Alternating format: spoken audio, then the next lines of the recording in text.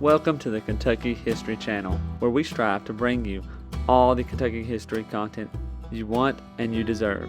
Kentucky is a part of all of us, and we plan on covering all the history we can, from Pike County to Fulton County, from Louisville to Harlan. Here on our YouTube channel, you can find many videos dedicated to different events, people, governors, and places in Kentucky. There's something for everybody.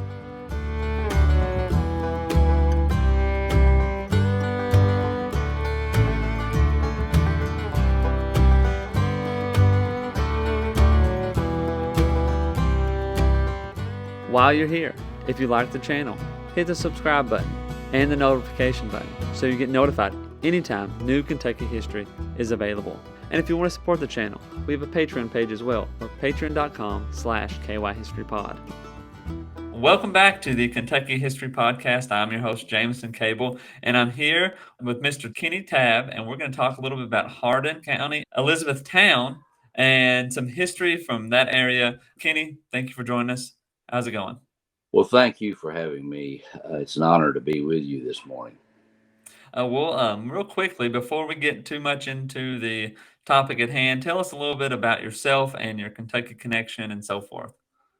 Well, I was born in Kentucky, and I've lived here all my life except for the year and a half that I lived in Maryland when I was in the Army. Got drafted as a school teacher in the middle of a school year in 1968, November the 20th. So I was a social studies teacher for a while, and then I was an assistant principal and principal. I was down at East Hardin High School for 19 years and Sonora School for 8.5 years. Been about 30 years total in education, and from there I went to the Hardin County Clerk's office and spent 17 years 1 month as Hardin County Clerk. Wow. So I've always lived in Hardin County, born in Sonora, moved to Elizabethtown when I was 2. Lived in Glendale for a while when my family was younger, and my wife and I. We have 4 children. And so, as you know, Glendale is the current site of the big battery plant that's coming to Kentucky. 5,000 employees, 2 big battery plants being built by Ford and SK. Call it Blue Oval SK. Big enterprise going on right now here in Hardin County. Well, yeah, that's very good. Very good for Hardin County and Kentucky. Yeah. Mentioned before we started, just I've been to Hardin County quite a few times, especially Elizabethtown, and just the amount of growth and the development there. People who listen to podcasts probably know. My son plays soccer, and we've been at the sports complex there multiple years now, and it's state of the art. I mean, it's great. It's a great place to It have is. sports. It was a $30 million investment that they made. It even had an article in the New York Times about it when they were building it, and it's considered one of the best sports parks in the nation. They come in from all over the place to participate in either baseball, soccer, softball, whatever the case might be. There's all sorts of activities going on there. Yeah, and that's just to mention it too. I've been on the soccer side, but I've actually never been on any other parts of it. But it is large, and there's a lot to do. Cal Ripken just added his name to that park this year. Oh wow! Yes, and he comes in on occasion. And wow. He's even bringing in more baseball teams as a result of his connection. Wow. This is a 4th location that he has. He owns the other 3, and he's only got a joint venture with the city of Elizabethtown and tourism here. Oh wow! But he's very high on it. He makes a lot of positive remarks about it as well. Mm-hmm. Well, that's good. That's great. And speaking of like modern times, and before we get into the early times of Elizabethtown and Hardin County, in Kentucky and probably even other states as well, you got your rural pockets all over the place. Sure. But then those rural pockets all have that center location that they seem to go to around their area. For example, if Somerset is a very center location. If you're in Rockcastle County or Wayne County, you go to Somerset to kind of do the extra stuff that your county may not offer. And oftentimes, from what I understand, Elizabethtown is that center pocket for many of the surrounding counties that they go It there is. to. It has become a regional shopping center. Mhm. A lot of restaurants here, a lot of activities going on. Been very blessed with all the road systems we have. Used to be considered the hub of Kentucky. You got Interstate 65, West Kentucky Parkway, Bluegrass Parkway, plus 31 WS 62.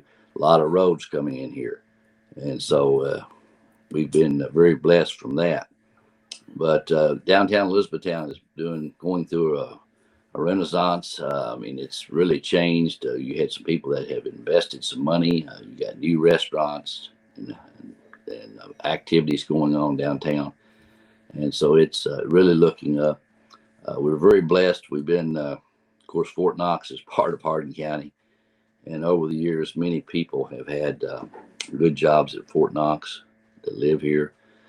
Radcliffe is another large city here in Hardin County. Vine Grove is growing very much. Vine Grove is on the other side of Radcliffe. Those two cities join. E-Town and Radcliffe's city limits join. So it's a rather large county. It's the fourth largest county in the state geographically. It used to be the fourth largest population wise until 2000 census, and then Boone County and Warren County got ahead of us. And so we're now sixth largest population wise. But of course, Boone County has the Cincinnati International Airport, and that has meant a lot to them. Bowling Green has had a tremendous amount of industry to come in. Of course, Elizabethtown does have a lot of industry as well. And so I think you're going to see another growth spurt happen here with the Ford Blue Oval SK battery plant being built. Mhm. A lot of people are already moving in as a result of it, and more building is going on. Yeah, yeah, and that's just goes to the success of the county and the people involved. It's always good to have that local investment uh, piling in because that it strengthens the economy there and so forth. And um, anyway, well, we can talk about present day Elizabethtown for hours, but That's right. we're gonna talk about the history of Hardin County and Elizabethtown for hours instead. That's right. I'm looking forward to it. um, I like history, and I'm very yeah. proud of the history museum that we have here. Mhm. You got to see this, Jameson, when you come to town. A lot of Yes. people are coming by. It's free as well. Oh, that's even better, right? That's A few basic notes about Hardin County. You already said it's the fourth largest in the state. Size-wise, it was the 15th county of Kentucky that was created. It was named after Colonel John Hardin, who was a pioneer and a military leader. It was created in 1792, so it was one of those first counties that kind of came about right as Kentucky became a state. Um, it's bordered. well, it's got a lot of counties border it. If you want me to tell you what they Yeah, are, go ahead. on the north you have Bullitt, and on the east you have Nelson. Then you have LaRue on the southeast. Then you have Hart on the south. You have Grayson on the southwest. You have Breckinridge County on uh, the west, and you have Meade County on the northwest. And then we're right across the river. We go all the way up to West Point, which is on the Ohio River, Mhm. and we're right across from Harrison County, Indiana. So we've got a lot of counties that surround us. Um, by the way, West Point is on the Salt River that empties into the Ohio River there. And it Mhm. was an early settlement here in Hardin County as well. Yeah. In fact, it had a post office before Elizabethtown. Oh, Yeah, wow. yeah. A lot of people settled there in the early days in West Point. Yeah. Of course, they've been plagued with floods over the years. A lot of floods have wiped that town out many times, but they just kept on coming back. They Mhm. don't have as much population as they once did, though, because of the flooding. Yeah. Yeah. And of course, Elizabethtown is the county seat, Right. and we'll talk about that here in a little bit. So, as far as the first we could say settlers, long hunters, Right. explorers. What do we have as far as those Okay. people? All right. First person that came in was John Severns, and he came in and built a cabin Hmm. early 1779. And the first settlers that came in, they came down the Ohio River on 27 flatboats, and Wow. they were under the leadership of Jacob Van Meter. And they brought what possessions they could on those flatboats. One of the settlers was killed by an Indian arrow on the way down. They came down and they got to the Falls of the Ohio, and then they came down to what was then called Severns Valley after John Severns. It was the first settlement basically between the Ohio River and the Green River. So um, they had about it varies between you read different accounts. Hmm. 100 to 150 settlers came in. Wow. So yeah, they built 3 forts for protection against the Native Americans, and the forts were about 1 mile apart in a triangular form. And Andrew Hines had a fort, and Samuel Haycraft Sr. had one, and Thomas Helm, which was Governor John Helm's grandfather, had one. But anyway, they built that for protection against the Indians. And whenever something would happen, they would send out some sort of an alarm, and all of them would go to one of the forts near their cabin and remain there until the situation was over. You had a lot of Native Americans that died. You had a lot of settlers that died as a result of the battles, and Hmm. the fighting, and what was going on. Of course, the Native Americans didn't want to give up their land. The settlers, they wanted the land. And so a lot of people died as a result of it. You have one lady, just one story in particular here. Um, Miles Hart and Silas Hart were 2 of the best Indian fighters, so to speak, in the community. And they had gone out with the other men, and they thought they had chased the Indians back across the Ohio River, and they came back, but the Indians doubled back. And the next morning, they were waiting outside the cabin of Silas Hart and Miles Hart, and they had a battle with them. And they killed both of them. They took Miles Hart's wife and one of his sons and one of his daughters along with them. The little girl died. The son later on up in the Indiana Territory was taken by one of the Indian tribes there, and they kept Miles Hart's wife Elizabeth, and they went on toward the Wabash where they were Hmm. along in there, and eventually she had a baby, and it lived for about 6 months, and then it died. Hmm. So she got to where present day Detroit is, and there was a French trader that was up there, and she told him what was going on, and she said, if you'll get me back to Severns Valley, of course that was what it was called at that time. She said they'll pay you. So he traded a barrel of wine for her. Wow. He brought her all the way back from Detroit to Elizabethtown. She remarried and had other children. I know some of her descendants today, which is Wow. really, really a wild story. Hmm. The moccasins that she was wearing, the top portions of them now are in 2 different descendants' possession. Wow. And I've seen one of them and held it, and it's really neat. Yeah. See what have you. But anyway, a lot of stories like that. And you had General Braddock. He was a slave of Jacob Van Meter. Hmm. And they told him if he went out and got so many Indian scalps, I think it was about 10. It varies what the story you read. According to Samuel Haycraft Jr., who wrote the first history of Elizabethtown, he said it was 10 scalps. And so General Braddock, the slave, he went out and he got the 10 Indian scalps, and he got his freedom. So he was the first free black man in Hardin County. He Wow. belonged to Mill Creek Baptist Church. He was on the rolls up there. Mill Creek Baptist Church is just south of Radcliffe. Well, it's in Radcliffe now, but it was on the southern part of Radcliffe. So lots of stories, lots of situations. A lot of people came through in the early days of Elizabethtown. Had a lot of important or famous people lived here. Of course, you had a young Abraham Lincoln Yep. over at Hodgenville. There's still some controversy as to where he was born. Some people say he was born on Mill Creek, north of E-Town here. Some people say he was born in Washington County. There's even a book out right now that tells about this.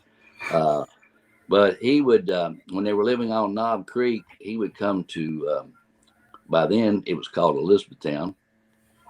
And by the way, the reason they changed the name to Elizabethtown in, I think it was about 1790.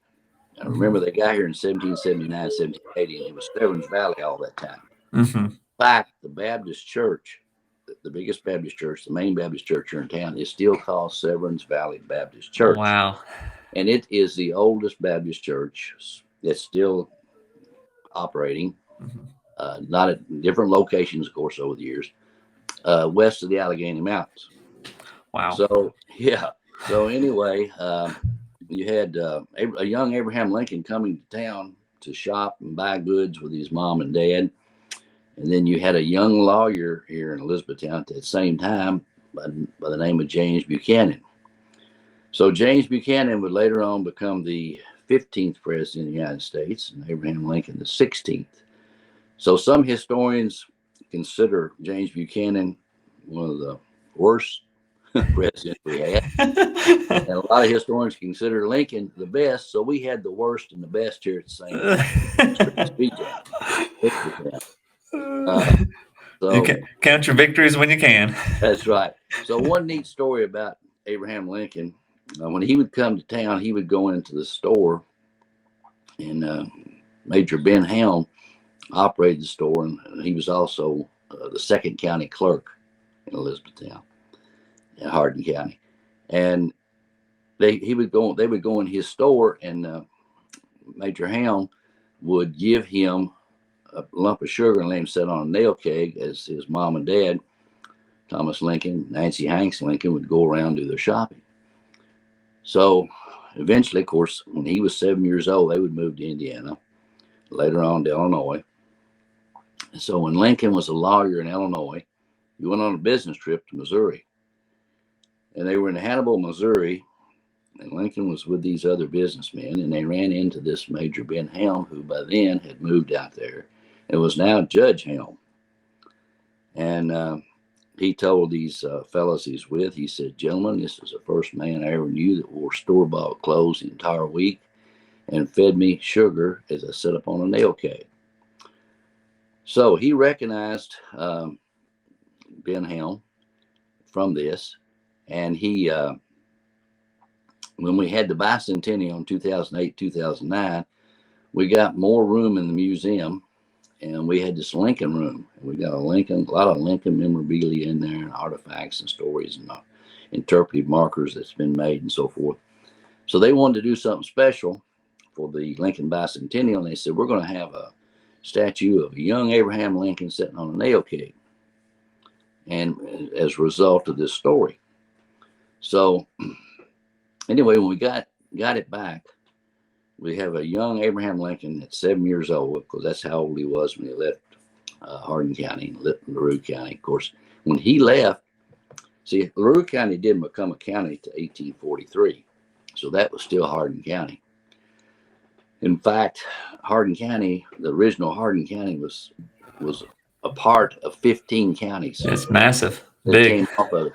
It went from the Ohio River to the Green River. So you had all these counties. In fact, you know where the Green River empties into the Ohio down between Owensboro and Henderson. That's how far west it went. You had Daviess County. You had, Ohio County, Breckinridge County, Grayson County, parts of Hart County, parts of Edmonson County, so forth and so on. LaRue County was the last county to come off. So anyway, get my thoughts back. I got off track there. When we got the statue back, we had this young Abraham Lincoln holding a lump of sugar, but he wasn't on a nail keg. He was on a whiskey barrel. So anyway, when you come to the museum, you're going to see this and the story about it. But it put him up a little higher than the nail keg would have. Yeah. Okay? But it's a neat display. Well, you mentioned at first what was the name of the lady who was captured by the natives and took to Detroit? Elizabeth Hart. Yes. Elizabeth Hart. Well, that Miles Hart was her husband, and his brother Silas Hart. They both were killed, but they were different cabins, so they must not have had cabins too far apart. But for some reason, Silas Hart's wife wasn't there when they got him, so she lived and remarried. Yeah. Okay? Well, yeah, that it reminds me a lot of Jenny Wiley. I don't know if you're familiar with the story, getting captured and so forth. But the longer track, I mean, you think about Elizabethtown to Detroit. That's a long ways. And so that I don't know exactly. Well, I do. I think there's some account of how much they paid the French trader, but I can't tell you right off how much it was when he got back to the community. Yeah. Well, and that's pretty amazing stories for that first little bit of the county's formation. I mean, as far as economics, we're looking at farming, basically, right? Yes, it was farming, and a lot of people come through. Like, for example, James Audubon at one time had a store right next door, right across the street from where the Hardin County History Museum is, on his way to Henderson. He ended up in Henderson, Kentucky, James Audubon did. But a lot of people come through over the years, and they were, well, of course, General Custer was here after the Civil War. And there's a historical marker that's downtown on the square in front of what used to be the Hardin County Courthouse, which is going to be a hotel one day before long, because the county just recently sold that this past year to a group. Cool. They're going to make a hotel out of the old courthouse in the middle of the square. Wow. Along with a bar and restaurant inside of it. Yeah, so that's going to be something different. It's going to be interesting to see. Right. But anyway, you had a lot of people come through. A lot of people don't know this, but Davy Crockett came up at one time, and he was campaigning for a congressman from Elizabethtown, and he spent a couple of days here, and they had banquets for him and activities going on. But Spiro Agnew once lived in Elizabethtown, and a lot of people in this area probably don't know that either. He lived in an apartment right behind a house that's right up the street from the History Museum, in a garage apartment. He was a second lieutenant at Fort Knox. And I didn't realize this till I was in the Army, and I was reading the Washington Post one Sunday, and they had an article about his wife. And for some reason, I read it, and she said the first place they ever lived when they first got married, they lived in Elizabethtown, Kentucky. Well, that, piqued my interest. I said, wow, didn't know that. So when I got back out of the Army, I started researching and checking around and found out where they lived. And so that garage apartment is still there. And still wow. Is. Well, so, and geez, I don't think I realized this as much as you're getting into it more. And I think of there's a lot of historical markers around. I live in Lincoln County, so Stanford, Danville and Harrodsburg. There's a lot, but well, that's the oldest section of Kentucky, right there. Well, but sounds like Elizabethtown and Hardin County, they got quite a bit. I mean, we do have a lot of historical markers, and of course, the Civil War. See, when John Hunt Morgan came up the L&N Pike and the L&N Railroad he had 4,000 men riding with him. Wow! And some of them were Hardin counties. A lot of them, well, of course, most of them were Kentuckians. Had some from Georgia and other states. They surrounded town. This was right after Christmas in 1862. And they had come up from out of Tennessee. And they had destroyed railroad bridges as they came up the railroad. And they also destroyed the railroad and heated them up and bent them around trees, and so they couldn't use them again, the rails. But because the Union Army was coming up behind them to catch them. So they surrounded Elizabethtown, and they got on Cemetery Hill with most of their cannons they had, and they fired 107 cannonballs. Maybe it was 110. I can't remember. Still. But anyway, before the 7 comes in, 7 Union soldiers died as a result of the bombing, and probably they were lucky not more didn't get killed in that battle. The 91st Illinois was here, and they had 690 troops, 650 troops, trying to protect the railroad in Elizabethtown from the rebel forces. They took them. Eventually, they had a battle, and they hit other buildings. They hit some houses. There's still some houses standing today that were hit by some of those cannonballs. Oh, yeah, that's pretty cool. Yeah, it is. And so then they took them prisoner, the Union troops. And the first night, they stripped them down to their underwear and put them in a bullpen. And this was right after Christmas, and they said they about froze to death. Mm-hmm. And you can read accounts of this in the New York Times back then. Wow. Second night, they stuffed them in what was then the Severns Valley Baptist Church, which is right behind the Brown Pusey house. That building is also still standing. It's now owned by the Shriners. They stuffed them in there, and they said they about suffocated. The next day, they told them to hit the road for Louisville on the L&N Pike, get there the best way they could. So they went up the L&N Pike toward Louisville, begging for food and clothes on their way. But anyway, Morgan, he went on up the railroad. When you get into Muldrow Hills, which is part of the Knobs in Kentucky, it's one of the regions of Kentucky. There were 2 railroad bridges on the L&N. They were 500 feet long and 90 feet high. And one of them was guarded. The first railroad bridge, when you come out of E-Town, was guarded in the Muldrow Hills, was guarded by Union troops at Fort Sands. The next bridge was guarded, of course, by Union troops at Fort Bull. So they went up, and they had a battle with the troops, the Union troops there, took them prisoner, burned that bridge, went on up, took the prisoners there at Fort Bull, burned that bridge. They put 2 bridges out of commission because, see, the bridges, they were built on limestone pillars, but they were wooden bridges. So they burned those down. They put the L&N Railroad out of commission for 2 or 3 months. And that's how the Union was supplying their troops further south, see? Yeah. So then they swung on around, and they got to the Rolling Fork before you go back over into Nelson County. And the Union troops finally caught up with them. And those Union troops were led by John Harlan, a Kentuckian. Of course, yeah. John Hunt Morgan was a Kentuckian. Yeah. And John Harlan would later become a Supreme Court justice, as you know. So they had a battle. They had another skirmish there. And Morgan and his men, they got across the Rolling Fork River. And Basil Duke, John Hunt Morgan's brother-in-law, second command, he was wounded. And they swung him up on the horse and got him across, riding double, I think. Got him across the river, and they got him to a doctor over in Bardstown. He stuck his sword in a tree. The next morning, a young man goes down and gets that sword. And now that sword belongs to that young man's great-great-great-grandson lives in Atlanta, Georgia.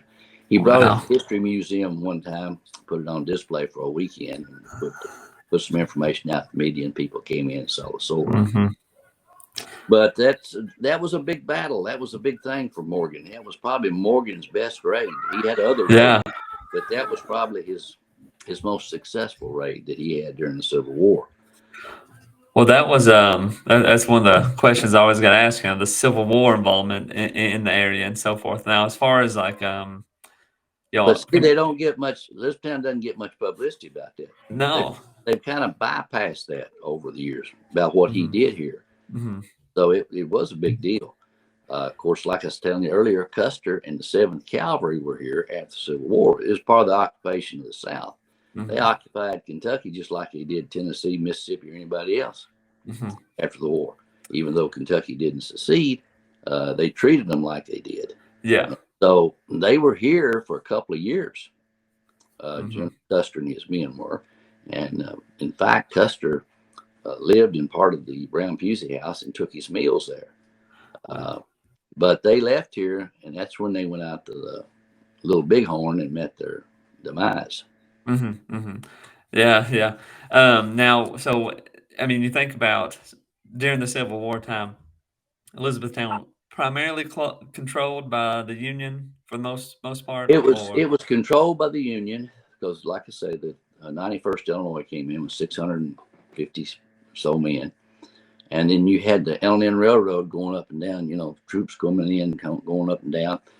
Just south of Elizabethtown at Glendale, on the Nolan River, was Camp Nevin, and in October of 1861, there were 16,000 Union troops there training. that's They a had, lot. oh my gracious, they had tents and they had horses and they had everything up and down the Nolan River there, just south of Glendale, between Glendale and Sonora, right by the what used to be the Nolan community, which is no longer much of a community like it once was. But anyway, you had 16,000 troops there, and General Rousseau was in command, and he lived in the Munning House. The Munning House is still standing. Oh man. And when I was younger, I lived on Munning Lane. And I used to go down and see Harold and his wife, Ms. Munning, Frances Munning. If you went in the house, Frances would say, "Come on in, let me show you the general's bedroom." And she'd take you in this room, and that bedroom was just like it was the day he left. Wow. I mean, it was something else. So they didn't change a thing over the years. That bedroom was just there. So they were there for several months, Camp Nevin, and Sherman was there. He came down. And in fact, Sherman was in Elizabethtown, and there was one incident that I won't go into. It was so horrific, but anyway, Sherman was here as well, and of course, West Point had a fort there. They thought that the Union or the rebels was going to invade, try to get to Louisville, West Point, go up the river, but it never did happen. But anyway, there's just a lot of history here, a lot of Civil War history. If you were to say, as far as like, I mean, it's like it's always the question you ask, but the loyalties as far as the people, Oh yeah, more okay, northern, southern, or well, okay. Let me get back to that.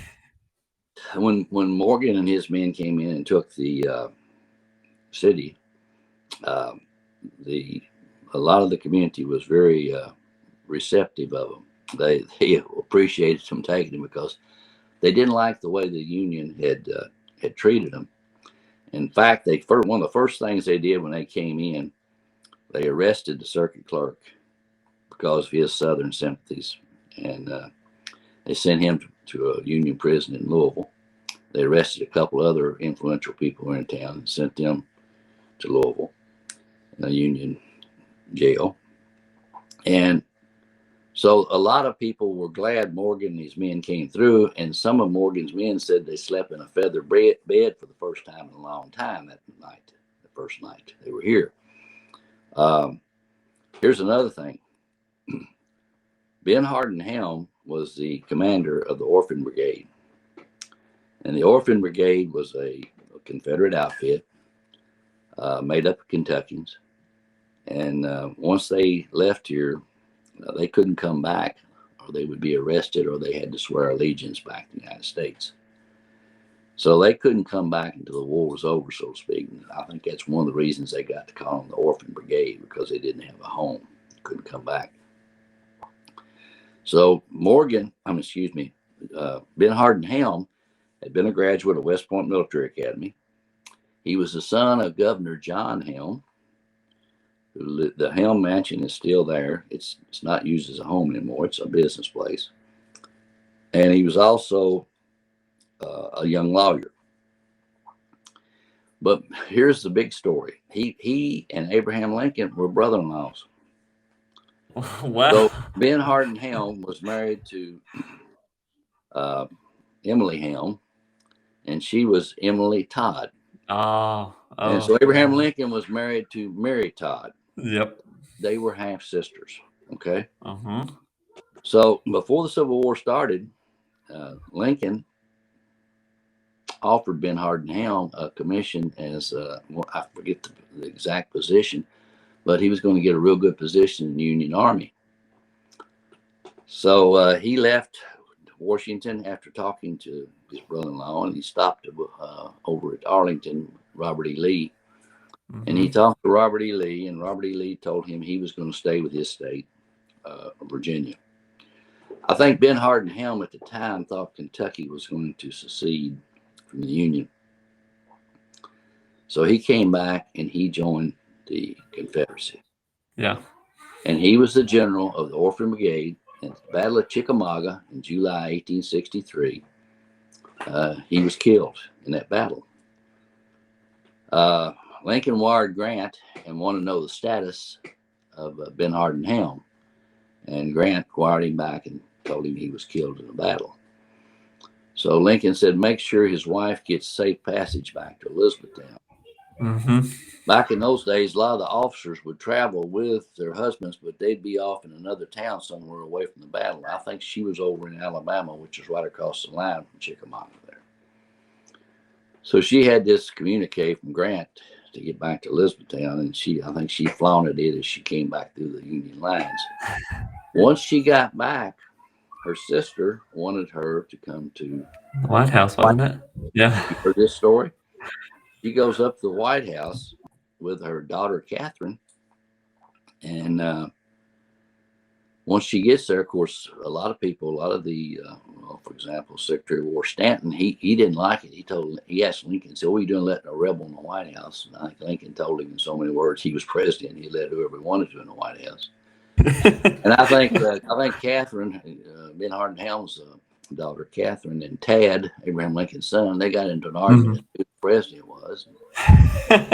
She said it was Jefferson Davis, and he said it was Abraham Lincoln. And I think Lincoln finally came over, and so they were arguing about it. And so he said, she can have her president, and you can have yours, trying to resolve the conflict.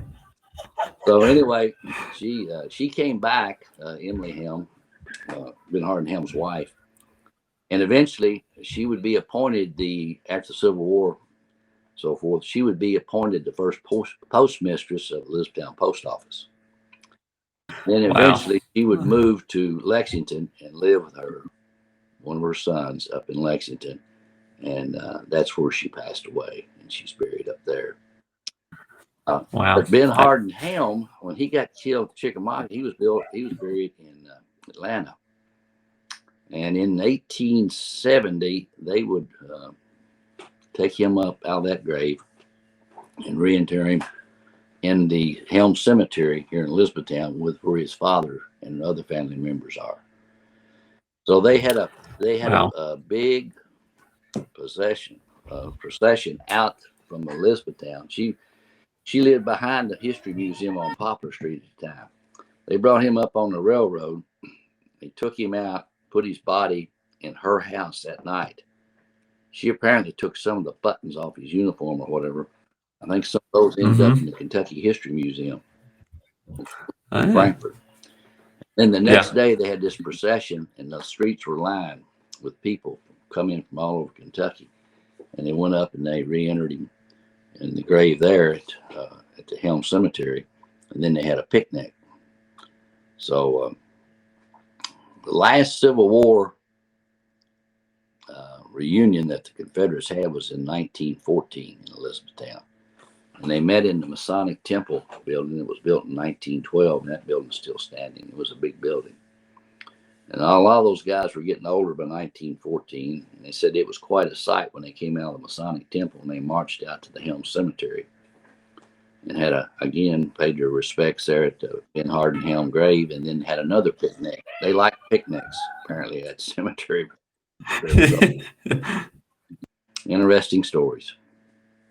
Yeah, that's quite interesting, because I knew that, I'd read where Abraham Lincoln's sister-in-law had came to the White House and so forth, but I hadn't put it together that what the connection was, and such a big time Kentucky connection, and even Elizabethtown. I mean, that's pretty interesting. Yes, the conflict there. Their daughter, Catherine Helm, Ben Hardin Helm, and Emily Helm's daughter, Catherine, was an artist.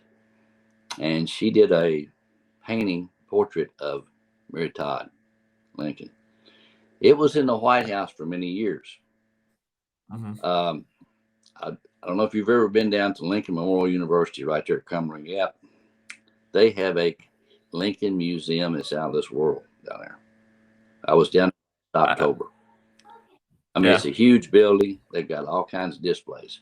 Lo and behold, there was the portrait that Catherine Helm had done of Mary Todd Lincoln. A big portrait hanging on the wall there at Lincoln Memorial University.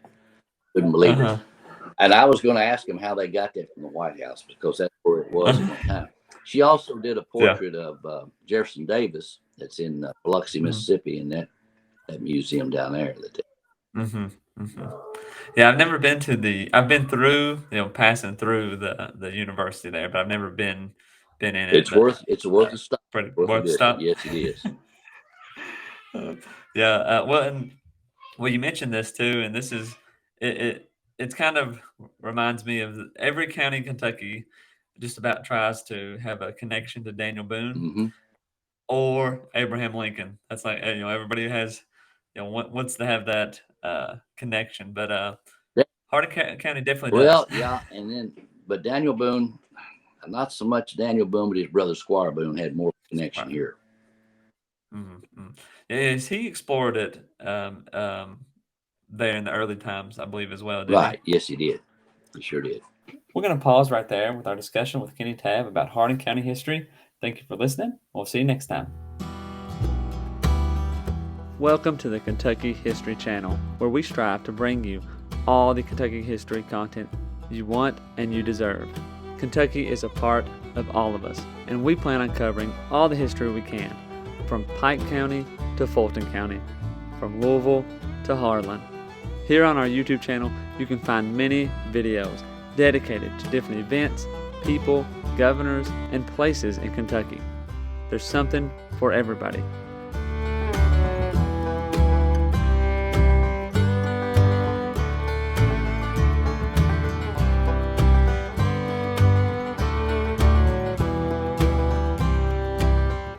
While you're here, if you like the channel, hit the subscribe button and the notification button so you get notified anytime new Kentucky history is available. And if you want to support the channel, we have a Patreon page as well, or patreon.com/KYHistoryPod. You've probably heard about Daniel Boone, but what about the rest of the frontiersmen who came to Kentucky and settled? That's what we want to bring to the Kentucky History Channel. The stories of the untold, the stories of those forgotten. One thing to expect on our channel is great Kentucky content. Some stories that you've never heard of. The Night Riders, who began in western Kentucky. Bloody Monday, the riots in Louisville.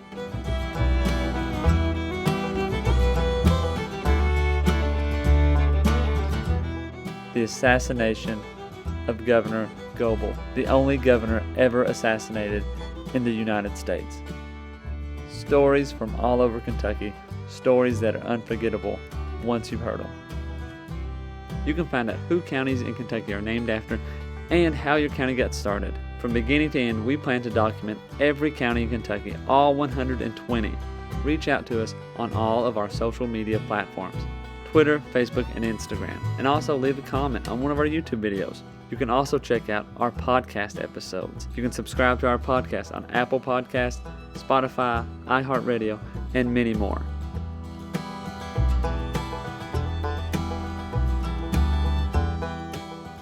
We're always seeking to find more Kentucky history so we can bring it to you, the viewers, the listeners. We want all the stories and all the events from Kentucky's great history to be told and shared everywhere.